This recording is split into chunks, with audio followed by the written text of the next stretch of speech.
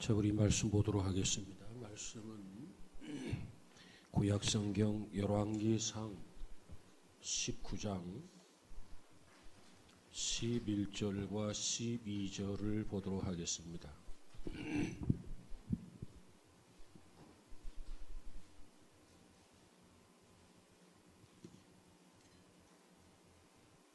열왕기상 19장 11절에서 12절까지 우리 두 절만 같이 보도록 하겠습니다.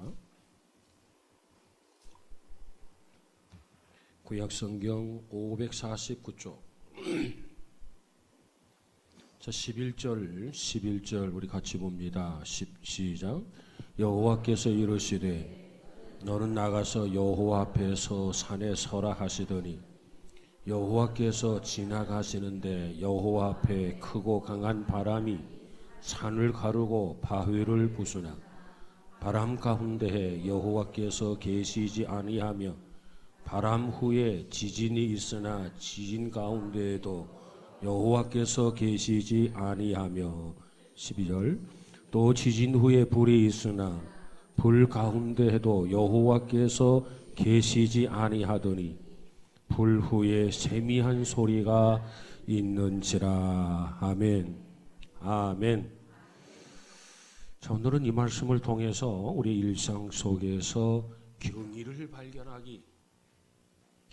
발견하자 그런 주제로 시간 함께 말씀을 나누면서 우리는 은혜를 받기를 원합니다.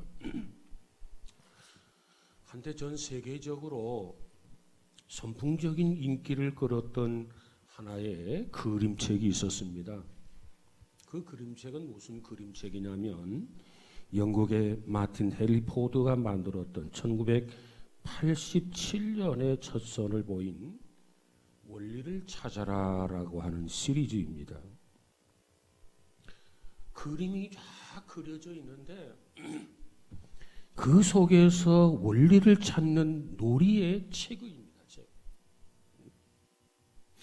처음에는 이와 같이 책으로만 출간되었다가 나중에는 비디오 게임으로 그리고 TV, 만화, 영화로도 이렇게 만들어진 그러한 원리를 찾아라라고 하는 게 있어요. 깨알 같은 많은 사람과 그리고 소품들 속에서 주인공 엘리를 찾는다라고 하는 것은 쉬운 일이 아닙니다. 굉장히 어려운 일입니다. 매체가 발달할수록 그리고 배경이 복잡 다단해질수록 그만큼 그 속에 숨겨져 있는 그 엘리라고 하는 것을 찾는 것이 원리라고 하는 것을 찾는 것이 더 힘들고 어렵다는 거예요. 근데 그렇게 힘들게 찾다가 막상 찾고 보면 너무나도 흔히 보이는 그저 평범한 모습으로 서 있는 원리를 보면서 실소를 금치 못하기도 하는 그런 원리입니다. 줄무늬 티셔츠를 입고 우스꽝스러운 모자와 안경을 쓴 채 삐쩍 말라있는 원리. 그는 손을 흔들면서 웃고 있습니다. 그 원작자 헨리 포드는 그 책의 모든 장면들 속에 원리가 숨어 있지만은 그 원리가 어디에 있는지 가르쳐 줄 수 없다고 말합니다. 독자 스스로 찾아야 된다. 이 놀이에 익숙하지 못한 사람들은 그 책을 아무리 뒤져봐도 엘리를 찾아내지를 못해요. 도대체 엘리가 어디가 있지? 분명히 그 장면 속에 원리가 숨겨져 있지만은 그 원리를 찾아내지 못한 사람에게는 그 원리가 미지의 인물이 된다고 하는 거예요. 이 점에서 바로 전 세계 수많은 어린이들에게 열광을 시킨 비밀이 바로 거기에 있다라고 하는 것입니다. 작가는 어느 날 아이들이 무심코 이렇게 길을 지나가요. 무심코 장소를 지나가요. 무심코 장면을 지나가요. 그 삶 속에서 원리를 발견하는 거죠. 그래서 그 속에 원리를 숨겨놓은 거예요. 어떤 때는 두 쪽에 걸쳐서 원리가 가득 차 있기도 한데 거기에는 진짜와 또 가짜가 있어요. 그 진짜와 가짜의 차이는 정말 사소한 차이예요. 어떤 사람은 가짜를 찾아내고 야 이게 원리다 정말 원리를 찾았다 하는데 실상 알고 보면 그것이 진짜가 아니고 가짜라는 거죠. 그 속에서 진짜 원리를 찾아야 돼요. 길을 걸어가면서 진짜 원리를 찾아야 돼요. 하루 삶을 살아가면서 그곳에서 진짜 원리를 찾아야 돼요. 찾고는 싶고 찾아지지는 않고 도대체 원리가 어디가 있단 말인가? 도대체 내가 찾고 싶어하는 원리는 도대체 어디에 있을까? 어디에 자기 자신을 꼭꼭 숨기고 있을까? 그런 질문을 하면서 계속해서 원리를 찾기에 혈안이 되게 되는 거죠. 이게 어린이들의 모습입니다. 그런데 우리가 신앙생활을 하면서 이 질문의 비슷한 질문을 떠올린 적이 없으신가? 한번 여러분에게 질문을 던져보고 싶어요. 교회 가서 1년 동안, 10년 동안, 20년 동안, 30년 동안 하나님이 계시다고 하는데 도대체 그 하나님이 어디 계시는가? 내 눈에는 안 보인단 말이에요. 정말 하나님을 찾고 싶은데, 정말 그 하나님을 만나고 싶은데, 정말 그 하나님을 경험하고 싶은데 도대체 하나님이 보이질 않는 거예요. 하나님을 만날 수가 없는 거예요.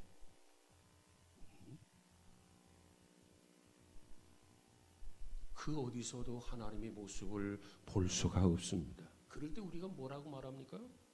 하나님 도대체 어디 계십니까? 하나님 도대체 어디에 숨어 계십니까? 좀 하나님을 만나고 싶습니다.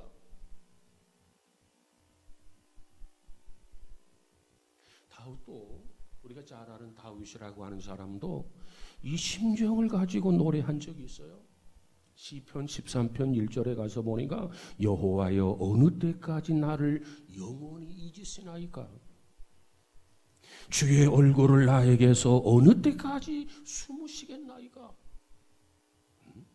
내가 정말 힘들고 정말 어렵고 내가 정말 고통스러울 때 하나님 좀 나타나 주셔서 나를 도와주시고 나를 붙들어 주시면 좋겠는데 나를 언제까지 영원히 까마득하게 잊으시겠나이까?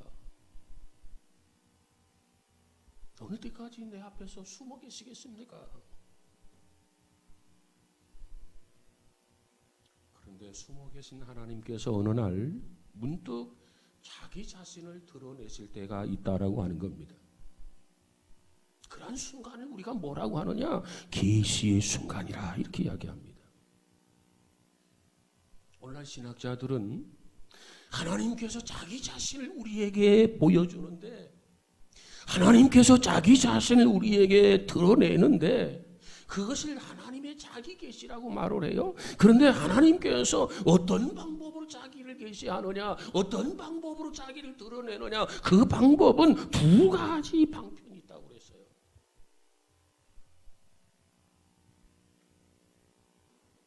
하나님은 자기 계시에서의 방편이 도대체 뭘까요? 어떻게 하나님이 자기를 우리에게 꼭꼭 숨은 것처럼 보였던 하나님이 어느 날 갑자기 자신을 드러내 보이시느냐 말이에요. 그것을 우리는 자기 계시라고 하는데 두 가지 계시의 방법으로 하나님이 보여주십니다. 그 첫 번째 방법이 뭐냐? 초자연적 계시라 이렇게 얘기해요. 초자연적 계시. 이 말을 다른 말로 말하면 특별 계시다 이렇게 이야기합니다. 이 말을 다른 말로 말하면 초자연적 사건이다 이렇게 이야기합니다. 하나님을 만져보고 싶은데 하나님이 만져지질 않아. 하나님을 보고 싶은데 하나님이 보여지질 않아. 마치 얼굴과 얼굴을 맞대는 것처럼 하나님을 확인하고 싶은데 하나님을 확인할 길이 없어. 그런데 어느 날 하나님이 자기 자신을 계시하는데 기적으로 초자연적 사건으로 특별 계시로 하나님이 우리 자신들을 보여주실 때가 있단 말이에요.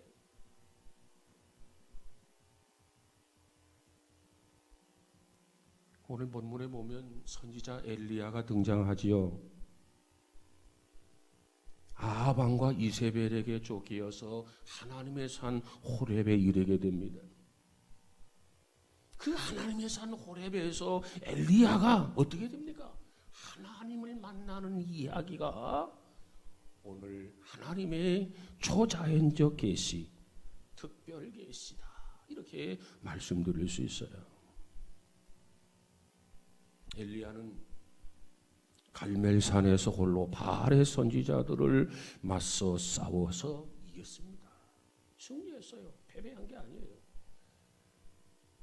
그런데 승리한 이 싸움을 놓고 이 결과를 놓고 이세벨이 이를 간다는 거죠. 내가 똑같이 너를 죽여주마 그렇다는 거죠. 그 말을 듣고 이제는 엘리야 선지자가 두려운 나머지 이제 몸을 피해서 광야로 도망을 가요. 자, 오늘 본문 19장 3절부터 한번 들어볼까요? 3절에서 8절까지 한번 읽어보도록 하십시다. 3절 시작.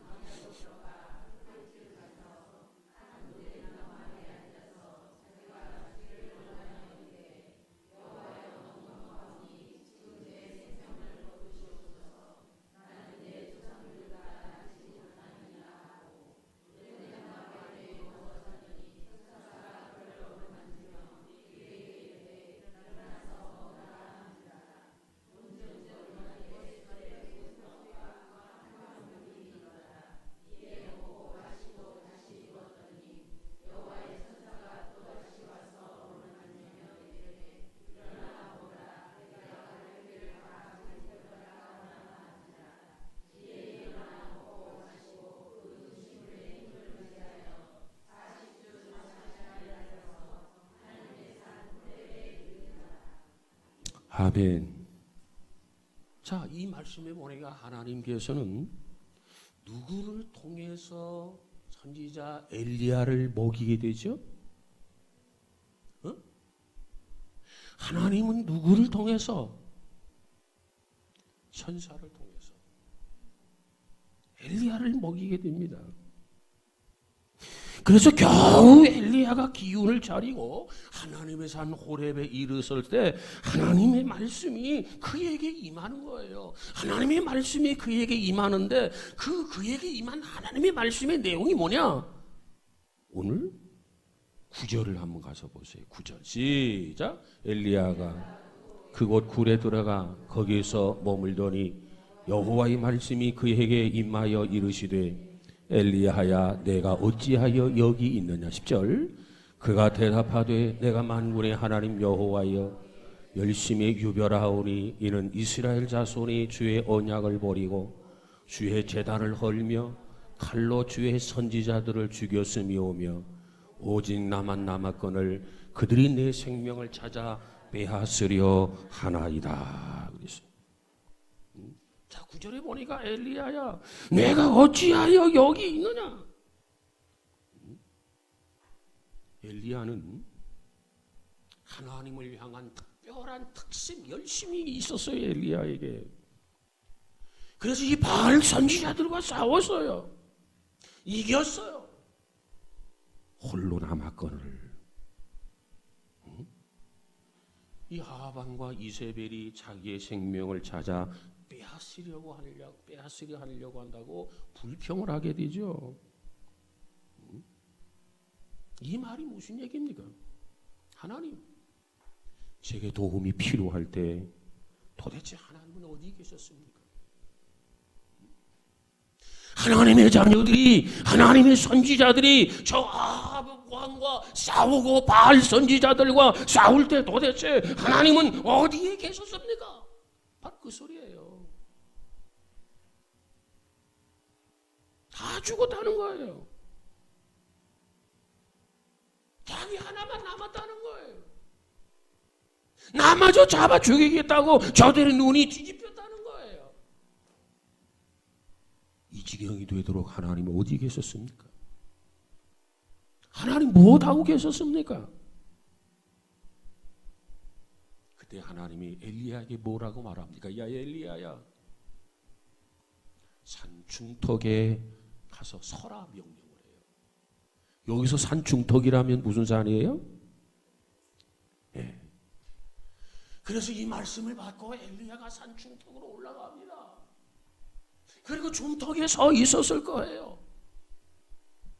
거기에 어떤 사건이 벌어지고 있죠? 자, 오늘 11절 본문이죠. 11절 12절을 같이 봅니다. 시작. 여호와께서 이르시되 너는 나가서 여호와 앞에서 산에 서라 하시더니 여호와께서 지나가시는데 여호와 앞에 크고 강한 바람이 산을 가르고 바위를 부수나 바람 가운데 여호와께서 계시지 아니하며 바람 후에 지진이 있으나 지진 가운데서도 여호와께서 계시지 아니하며 또 지진 후에 불이 있으나 불 가운데에도 여호와께서 계시지 아니하시더니 불 후에 세미한 소리가 있는지라. 그래서 첫 번째 어떤 일이 벌어진다고요? 여호와 앞에 크고 강한 바람이 산을 가르고 뭘 어떻게 했다? 바람을 부수나. 그랬어요. 얼마나 강한 바람이 불어오는지 그 강한 바람이 산을 부수고 바위를 부술 만한 강력한 바람이었단 말이에요. 우리가 성경에 보면 하나님이 그 강력한 바람 속에서 하나님 자기 자신의 임재를 드러내신 그러한 사건이 꽤 많아요.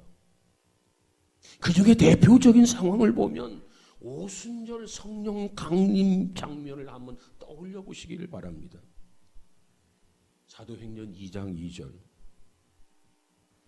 한번 볼까요? 사도행전 2장 2절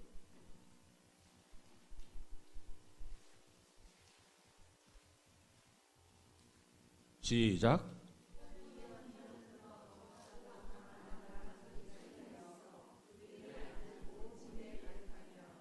마가다락방에 성령이 강력하게 임하는데 그 임하는 장면을 뭐라고 소개하느냐? 호련히 하늘로부터 급하고 강한 바람 같은 소리가 있어 그들의 앉은 온 집에 가득했더라.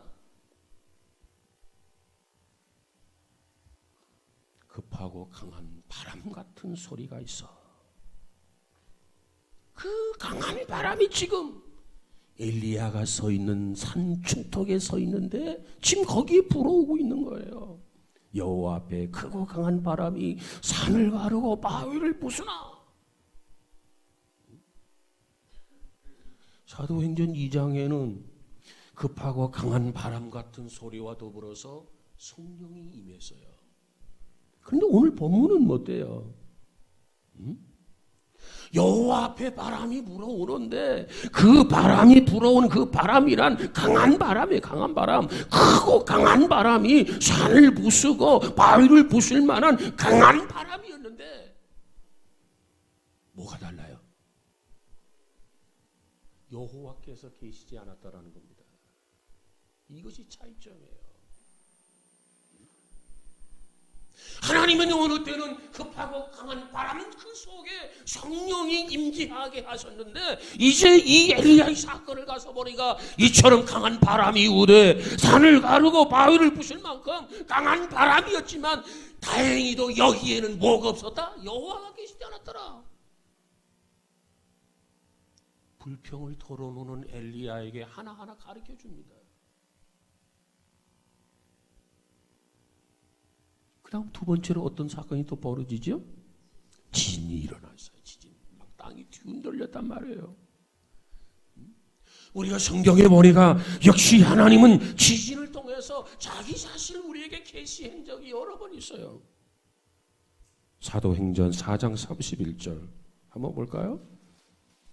사도행전 4장 31절 시작.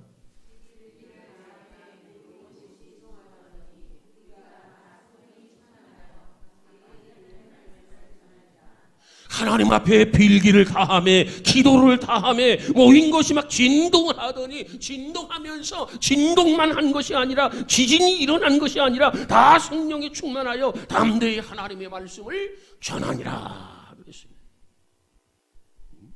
하나님은 이와 같이 진동이나 하나님은 이와 같이 지진을 통해서 성령의 임재를 나타내시며 그곳에 있는 모든 사람들에게 성령의 충만함을 주셨고 그들은 어느 곳으로 흩어지든 간에 하나님의 말씀을 담대히 전하게 하셨더라. 이처럼 하나님은 진동이나 지진, 성령의 임재를 나타내는 특별한 자기 현현이며 자기 계시의 방법이다.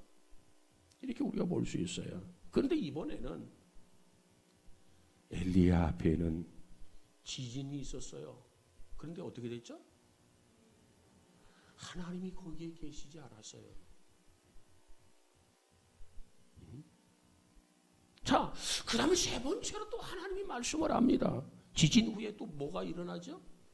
불이 나타났어요. 지금 엘리야가 서 있는 곳은 어떤 산이에요? 호렙산이에요.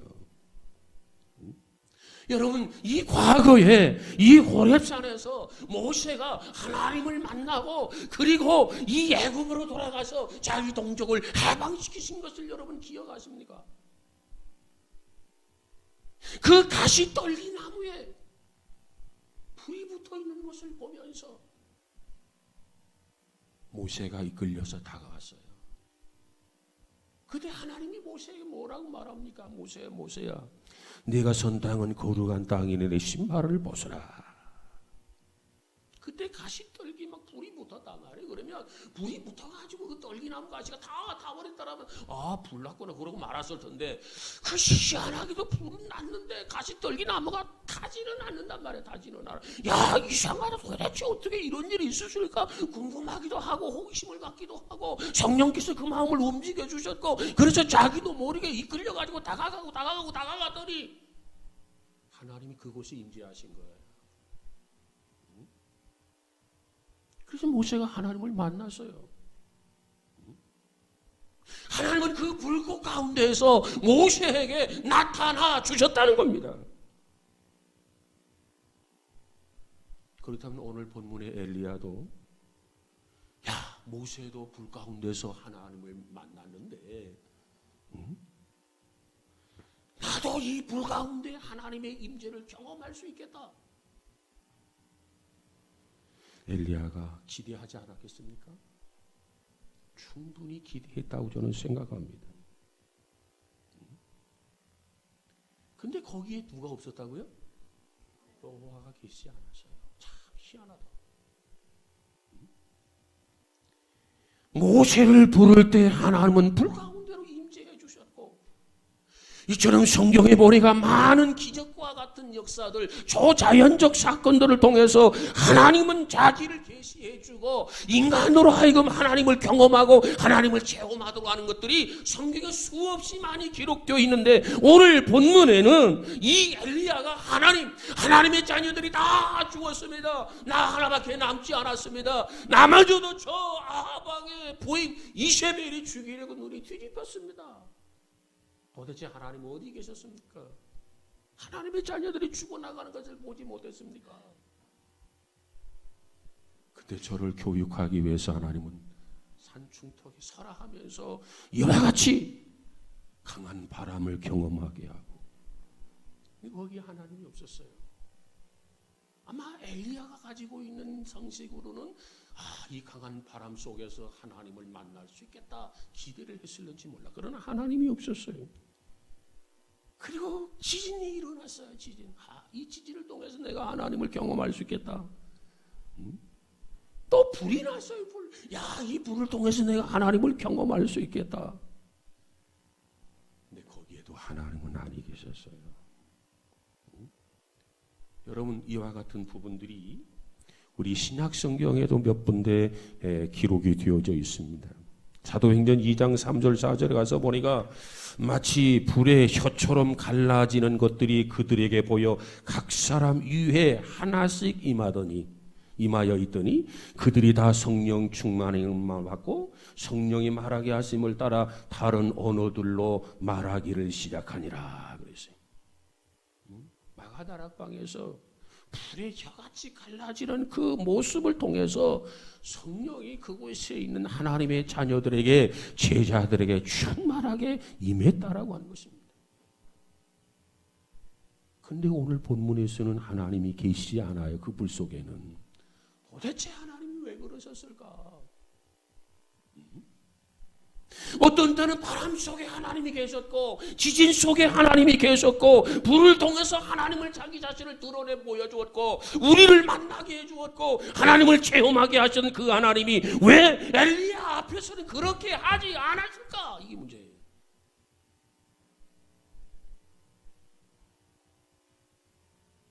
하나님은 여기에서 자기 계시의 방법, 두 번째 방법을 준비하고 계시는 겁니다. 첫 번째 방법이 뭐라고요? 초자연적 계시, 특별 계시라고 말하기도 합니다. 두 번째 자기 계시의 방법을 준비하고 계세요.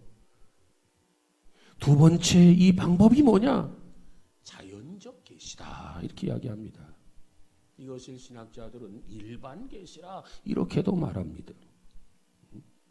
만약에 하나님께서 자기 자신을 우리에게 보여주고 하나님이 우리에게 하나님 자기 자신을 드러내주기 위한 방법으로 하나님이 오직 초자연적인 기적들만을 사용하셨다면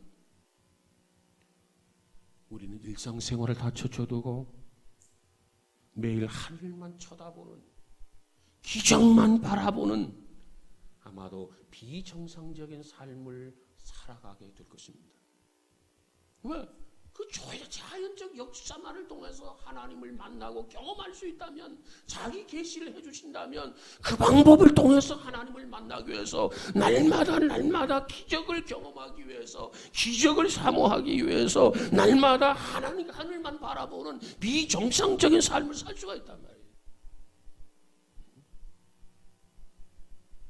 그러기에 하나님은 기적을 통해서 자기를 계시해 주시지만은 또 다른 자기 계시의 방법, 일상의 평범한 생활 속에서, 일상의 평범한 그런 삶을 통해서 하나님은 그때마다 우리에게 자신을 드러내 주시고 자신을 우리에게 보여주신다는 겁니다.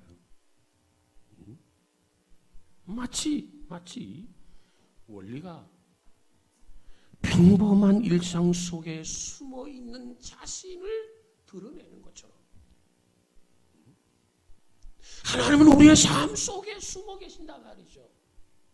우리가 삶을 살아가면서 원리를 발견하는 것처럼, 찾아내는 것처럼 하나님을 찾아내고 하나님을 발견하고 하나님을 경험해야 된다는 거예요.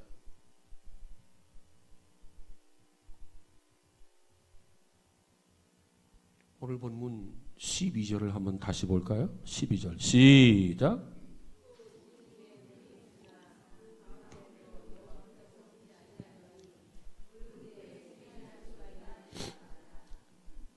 자, 12절에 보니까 또 지진 후에 불이 있으나 불 가운데도 여호와께서 어떻게 계시지 아니하시더니, 그 다음 중요해요. 불 후에 뭐가? 세미한 소리가 있는지라. 세미한 소리라고 하는 말에, 이 표현에 주목하시기를 바랍니다. 영어 성경을 보면 자꾸 조용한 소리라는 거예요. still, small voice.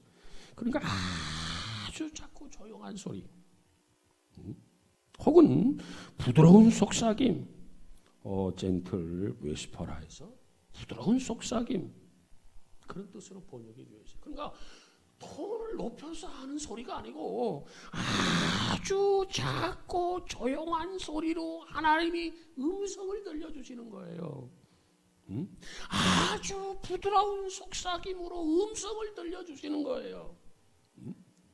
그래서 우리가 기적을 통해서 하나님을 경험하지만 또 다른 하나님의 자기 계시의 방법은 이와 같이 일반 계시, 이와 같이 자연적 계시, 우리의 삶 속에서, 우리의 생활 속에서, 여정 속에서 하나님을 여기서도 발견하고 여기서도 발견하고 여기서도 발견하고 그와 같이 발견할 수 있어야 된단 말이에요. 기적을 통해서만이, 강한 바람 속에서만이, 지진 속에서만이, 물 속에서만이 하나님을 만나고 경험하는 게 아니라 그것만을 통해서 하나님을 경험하기 원한다면 우리는 어쩌면 정신병자가 될는지도 몰라요. 하나님은 그렇게만 하나님이 보여주시는 게 아니란 말이에요. 하나님은 그 방법으로만 하나님이 우리를 만나주시는 게 아니란 말이죠. 열심히 직장 생활하는데, 열심히 사업장을 운영하는데, 또 가정일을 하면서, 길을 걸어가면서, 공부를 하면서, 책을 읽어가면서 무엇을 하든지 그 삶의 현장 속에서, 그 내용 속에서 원리를 찾아내는 것처럼 하나님을 찾아내고 하나님을 만나라는 거예요. 이것이 건강한 신앙인의 모습이라는 겁니다.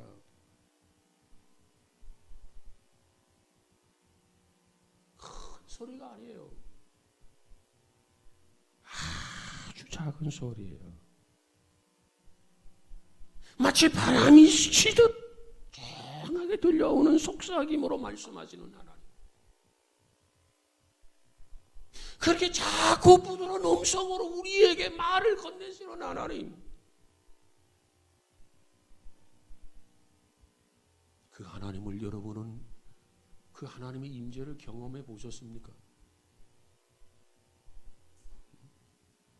하나님은 병자 하나 낳아야 되고 그래야 하나님을 만난다라고 하는 그런 고착관념이 없는지 모르겠어요.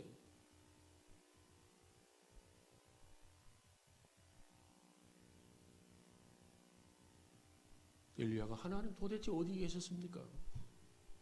하나님의 자녀들이, 하나님의 백성들이, 제자들이 다 죽었습니다. 나 혼자만 남았습니다. 엘리야야, 내가 나한테 어디 있느냐고 물었느냐? 그래, 내가 대답하마. 내가 여기 있다. 바로 내 곁에 있다. 나를 향해서 귀를 기울여 봐라. 내 소리가 아직도 안 들리느냐? 좀 눈을 크게 떠봐라. 그래도 내가 보이지 않느냐? 바로 그거예요. 그렇게 하나님을 만나라는 거예요. 하나님은 그 방법을 통해서도 하나님은 자기 자신을 우리에게 보여주신다는 겁니다. 계시해 주신다는 거예요.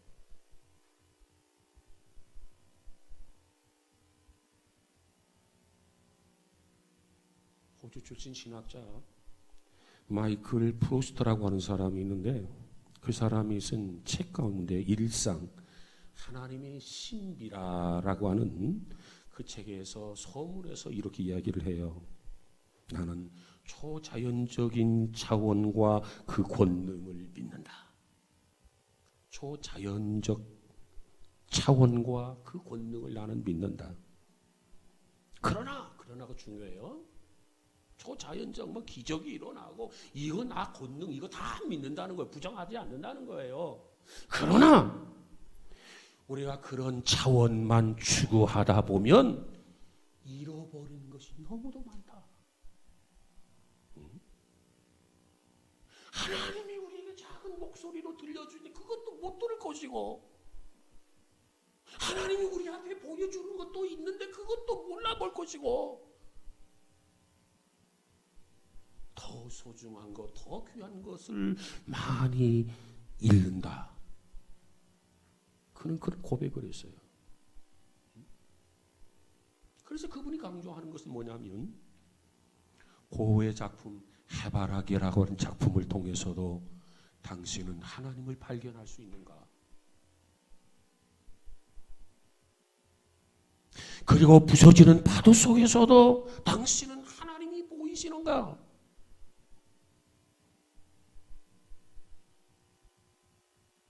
그리고 갓 태어난 어린 아이의 해맑은 그 눈동자 속에서 하나님을 발견하는가?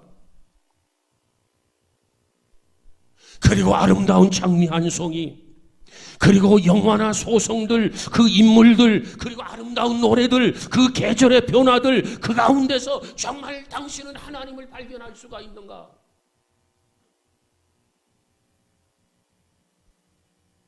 친구가 사랑한다고 말할 때 그분의 목소리 하나님이죠. 하나님의 목소리가 들리지 않는가? 우리는 맛있는 음식과 감미로운 대화 속에서 그분을 맛보지 않는가? 하나님의 나라는 이 세상 도처에서 지금도 확산되고 있다. 그런 말을 했어요. 하나님이 자기를 우리에게 보여주는 것, 열어서 보여주는 것은 온갖 초자연적 역사를 통해서 보여주지만 또 하나의 방법은 하나님께서는 자연을 통해서 우리에게 보여준단 말이에요. 날마다 생활 속에서, 날마다 삶을 통해서, 계절의 변화를 통해서, 우리가 듣는 어떤 뉴스를 통해서, 우리가 보는 어떤 그림, 한 폭의 그림을 통해서 우리는 하나님을 발견하고 하나님을 경험할 수 있어야 된다는 얘기입니다.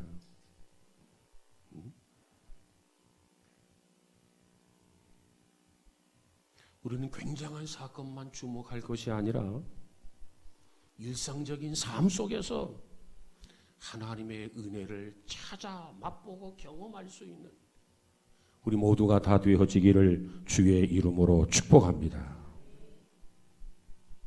평범함의 삶 속에서 비범함을 발견할 수 있는 기쁨이 있어야 돼요.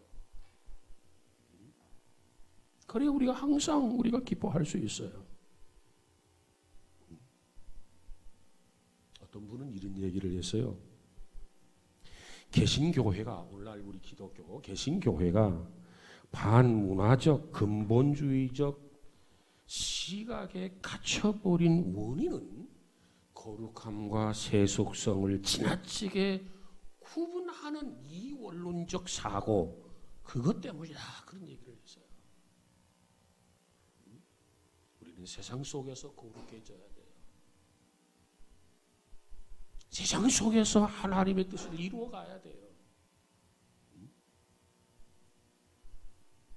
그러려면 우리의 삶 속에서 하나님이 나타나고 하나님이 보여주시는 것을 우리의 삶 속에서 끊임없이 경험하고 체험하게 될 때 우리를 통해서 이 사회가 달라지고 변화되게 될 줄로 믿습니다. 그러려면 날마다 우리 자신들이 우리 일상생활 속에서 하나님의 경의를 발견하고 기적을 발견하는 그런 삶이 된다면 우리는 보다 더 하나님의 뜻에 더 충실하고 뜻을 이루어가는 우리의 삶이 되리라고 보여집니다. 이 프로스트라고 하는 사람의 교수가 쓴 이 생활 중에 하나를 더 말씀드린다면 이런 얘기가 있어요. 어느 날 일상에 지친 한 여인이 있었습니다. 그의 친정 어머니는 병들었고요. 남편은 이 여인에 대해서 무심하게 박대를 합니다. 여러분 보세요. 친정 어머니도 병들어 다 죽어가는 판이고 남편이 있는데 남편이 무지막대하게 박대를 하고, 그래서 이 여인에게는, 이 부인에게는 낙이 없어요. 그래서 이 삶을 포기해버리고 말까, 삶을 끊어버릴까, 그런 생각도 합니다. 그러던 어느 날 병든 어머니로부터 전화가 와요. 신문을 보고 싶다는 거예요. 어머니가, 병든 어머니가. 그래서 이 중년 여인이 신문을 하나 사들고 자기 친정으로 갑니다. 그러니까 신문을 보겠다고, 신문을 좀 봤으면 좋겠다 하니까 신문을 사들고 친정 어머니 집을 가는 거예요. 근데 가다 보면 쇼핑센터가 하나 있어요. 그래서 이 쇼핑센터를 이렇게 피해서 공터 있는 쪽으로 이렇게 지나가게 됩니다. 근데 그 공터 한복판에 별난 차림을 한 채 선글라스를 낀 한 남자가 서 있었어요. 복장은 잠바 차림에 반바지를 입었고, 그리고 그 남자의 무릎이 벗겨져서 피가 흐르고 있었습니다. 그런데 그의 손에는 너무나도 아름다운 분홍색 그런 장미 한 송이가 들려져 있었어요. 그래서 이 여인이 그런가 보다, 그냥 그렇게 생각을 하고 그 곁을 이렇게 스쳐 지나가려고 합니다.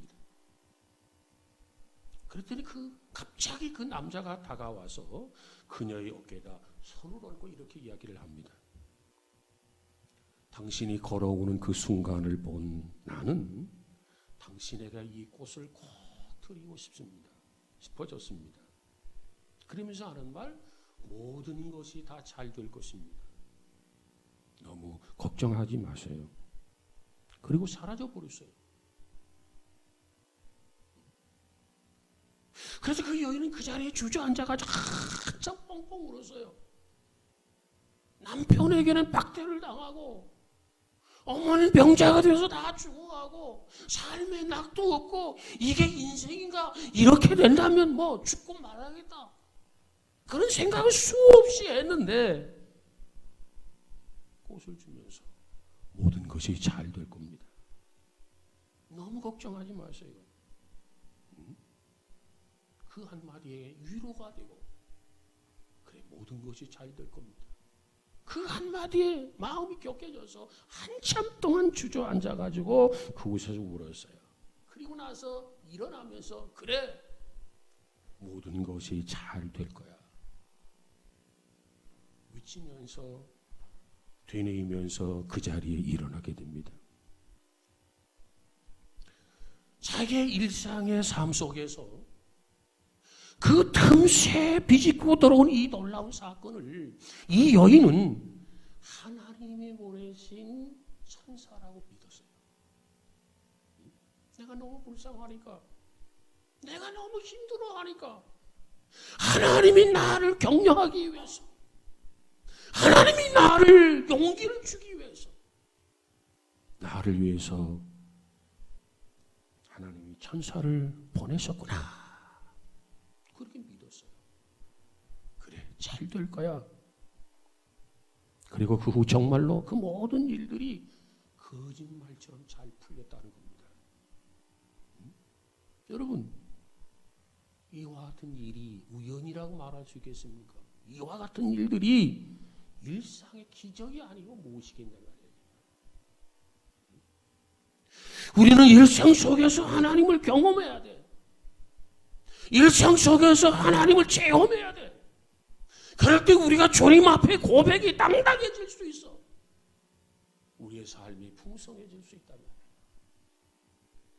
이와 같은 은혜가 우리 모두에게 있어지기를 주의 이름으로 축복합니다. 카나다에 한 노인이 있었어요. 신앙생활을 열심히 했어요. 기도하는 게 있었어요. 그 기도의 제목을 가지고 열심히 응답을 기대하면서 기도를 했어요. 근데 응답을 못 받았어요. 그러다 보니까 신앙의 회의가 찾아왔어요. 그러다 보니까 자기 집 옥상에 간판 하나를 세웠어요. 간판. 무슨 간판을 세웠느냐? God is now here. 하나님은 아무데도 계시지 않는다.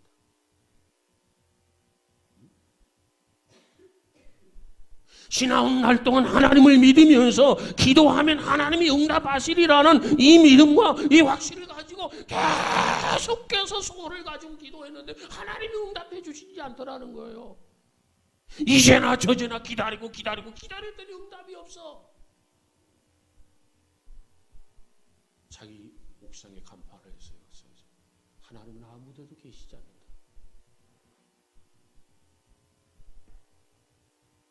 그리고 교회 나가는 것도 포기했어요.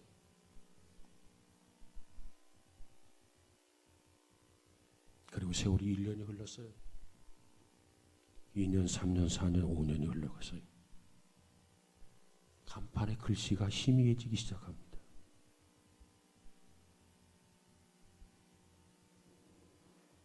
하나님은 여기에 계시지 않는다. 아무데도 계시지 않는다. 그랬는데 거기에 보니까 어떤 글씨가 유독 이렇게 흐려졌냐면 똑같이 쓴 글씨인데 now라고 하는 말, God is here라고 하는 말이고 now라고 하는 말이 월등하게 다른 단어의 글자에 비교가 되지 않을 만큼 휘어져 있었다는 거예요.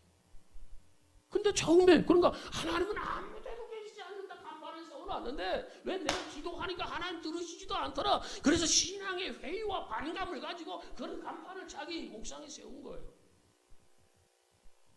근데 나중에 보니까 하나님은 나오라고 하는 말이 빠지고 여기에 계시다. 많은 사람들이 오고 가면서 하나님은 여기에 계시다. 그렇게 그 광고판을 보면서 읽게 되었다라고 하는 것입니다. 하나님은 일상 속에 우리 안에 들어와 계십니다. 그러기 위해서 사람의 몸을 입고 이 땅에 오신 분 예수 그리스도가 아닙니까? 그래서 우리와 함께 하시다. 그래서 임마누엘 하나님이라고 말씀하지 않습니까? 하나님은 우리 가운데 오셨어요. 우리와 함께 하세요. 보세요. 하나님의 본체이신 예수님이 베들레헴의 말 구유에 누워 있어요. 아기의 모습으로 오셨어요. 그를 알아본 사람은 매우 적었어요. 그 아기 예수를 보면서 이분이 하나님이다 아는 사람이 얼마나 되었습니까? 또 아기 예수님께서 나사렛에서 목수인 아버지 요셉을 도와서 열심히 목수하고 있고 심부름을 하고 있을 때 정말 그분이 구세주인 것을 아는 사람이 얼마나 되었겠습니까? 거의 없었어요. 또 예수님께서 십자가에 달리셨을 때 그분을 진정으로 구세주로 바라본 사람도 거의 없었어요. 예수님이 십자가에서 죽으시고 사흘 만에 부활하셔서 엠마오로 가는 두 제자들과 함께 길을 걸어갑니다. 그때 그분을 알아본 분이 누굽니까? 또 함께 식탁에 앉아가지고 떡을 떼어 건네는 그 모습을 보면서 정말 그 예수가 구세주요 하나님의 아들인 것을 알아본 사람이 누구입니까? 후에 두 제자는 성경을 풀어주시는 그 말씀을 들으면서 마음이 뜨거워졌다고 고백을 했는데 그가 그리스도인 것을 누가 알았습니까? 우리 주님은 우리들의 일상생활을 함께 하신단 말이에요. 우리와 함께 걸으시는 예수님, 우리와 대화도 함께 하시는 예수님, 때로는 식탁에 같이 앉아서 떡을 떼고 담소하시는 예수님, 그분처럼 우리와 함께 하시는 예수님이다. 언제까지? 세상 끝날까지. 사랑하는 여러분, 어떤 초자연적 사건을 통해서 하나님을 만나고 경험하는 것도 중요하지만 우리의 일상생활 속에서 꼭 하나님을 기적하고 경험하는 자연적 사건이 우리 모두에게 있어지기를 주의 이름으로 축복합니다. 그 자연적 사건을 통해서 하루하루의 일상생활을 통해서 이분이 주님이셨구나. 주님이 나와 함께 하셨었구나. 그런데 내가 왜 그걸 깨닫지 못했을까? 이렇게 매일 경이로움을 경험할 수 있는 저와 여러분이 되어지기를 주의 이름으로 축복합니다. 기도합시다.